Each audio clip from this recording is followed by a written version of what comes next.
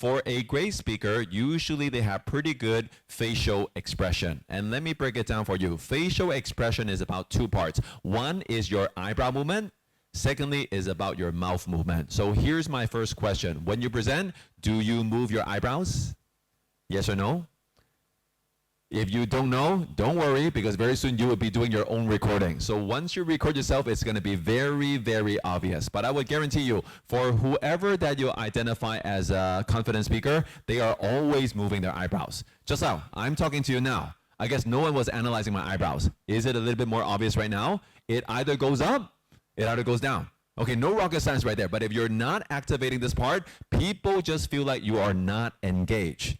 So what do I mean by that? It's almost like, can you imagine a dancer, a singer, they're performing and their eyebrows do not move. How do you feel?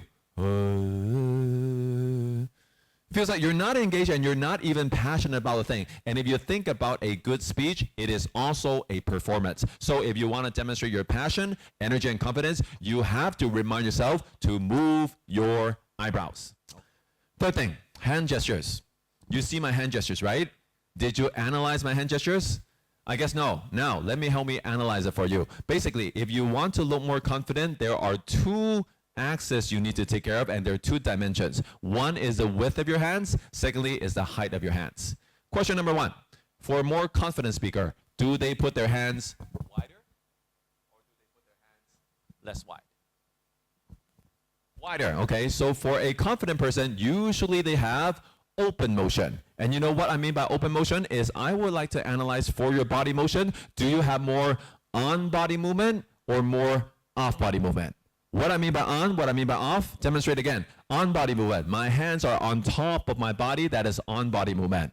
My hands out of my body, that is off-body movement. So both are important because, as I mentioned, you want variances. But the key thing is, most people, when you're nervous, you only have on-body movement. Why? Is because when you're nervous, naturally you want to protect yourself. And when you want to protect yourself, your hands get very close to your body, so you look like this all the time. Now, do I look confident to you?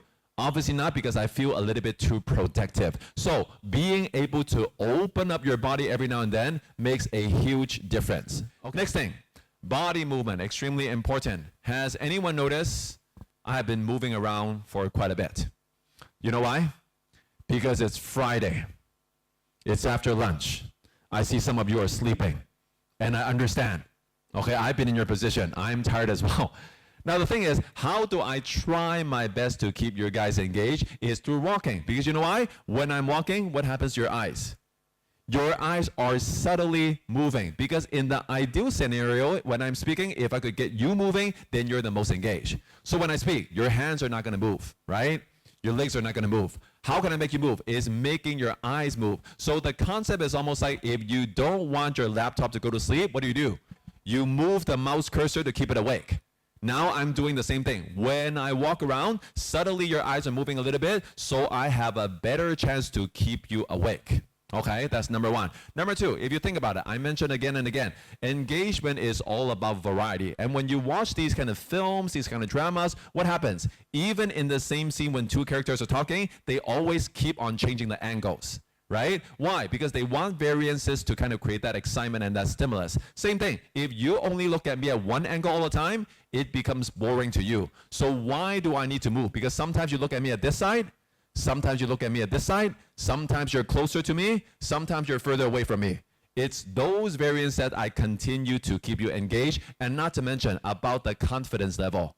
How do you feel about me differently when I walk around? It feels like I'm more owning the stage, right? Because this is my place. And I just want to mention one more thing, which is a very simple but important tip right there. Where you stand makes all the difference. Do you guys realize where I'm standing? Do you see that I stand pretty close to you guys? You feel like it makes a difference? You see speakers standing right here? Most people don't stand right here. Where do they stand? I know I'm exaggerating a little bit, but most people like to speak in corners. Okay, can you imagine if we're doing the whole session like this? I was speaking like you all the time right here. How do you feel about me? Do I feel more confident or less confident? Of course, less. Why? Is because my body language is already showing you I am not ready to interact and I'm afraid of you guys. Okay. You start the presentation standing in the middle and right here, makes me feel like you're confident. If you start from the corner, it makes me feel like you're not confident. Okay, so the starting point makes all the difference, and I'm not sure if you have this experience. If you're not very experienced in doing public speeches, just asking you to stand right here to talk would already make you very nervous. So you need to train yourself, okay? Get used to it.